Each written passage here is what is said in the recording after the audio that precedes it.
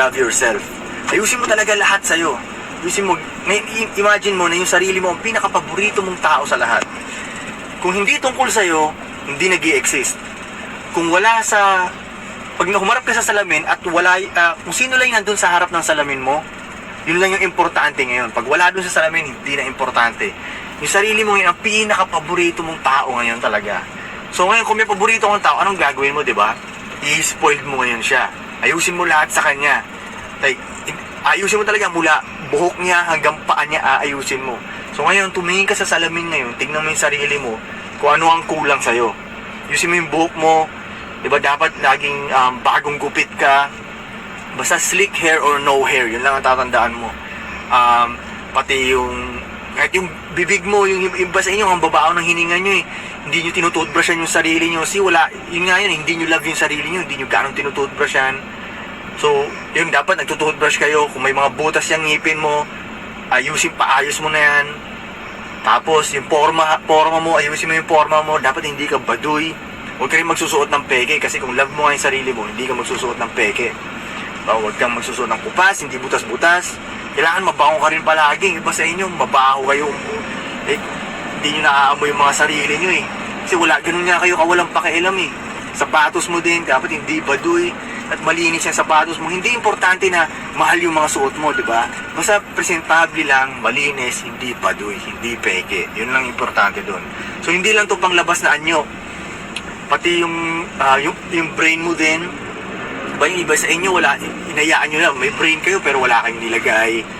Wala kayong in-install ng mga magandang program dyan. Yung mga pinanonood nyo, puro toxic shit lang yung pinanonood nyo, puro chismis sa newsfeed.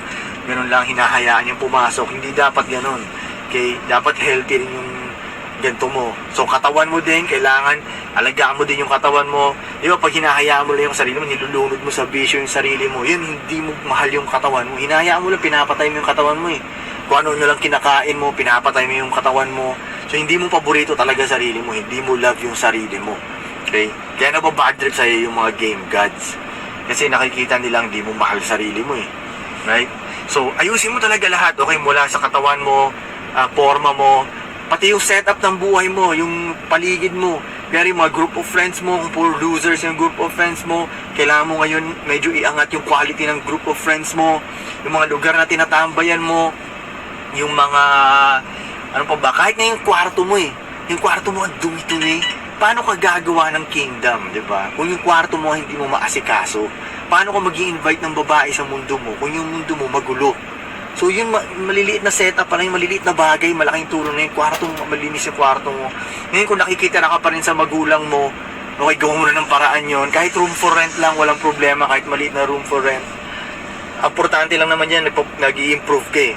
Room for rent, tapos sunod, mas malaking bahay na, ganyan. Kung wala kang transportation ngayon, gawa mo ng paraan.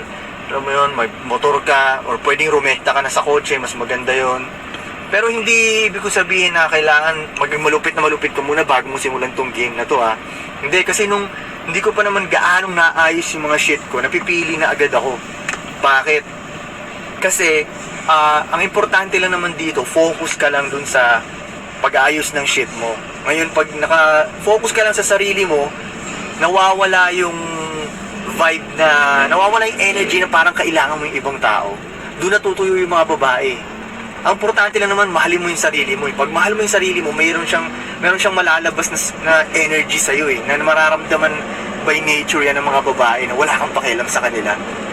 Ngayon, pag wala kang pakialam sa kanila, magkakaroon sila ng pakialam sa'yo, may interest sila sa'yo. The more na wala kang interest sa kanila, may interest sila sa'yo. Yan yun. So, ayusin mo muna yung shit mo. So, win-win situation ngayon to. Pagka gusto na sa'yo yung babae, maaayos mo pa yung shit mo. Win-win situation. So, yun muna ang gagawin mo ngayong week 1. Okay? Hindi mo matatapos to ng 1 week lang. Okay? Pero yun ang pinaka-basic sa lahat ng gagawin mo. Mahalin mo muna yung sarili mo. Okay? So, ito ang tatandaan mo. Fix what needs to be fixed.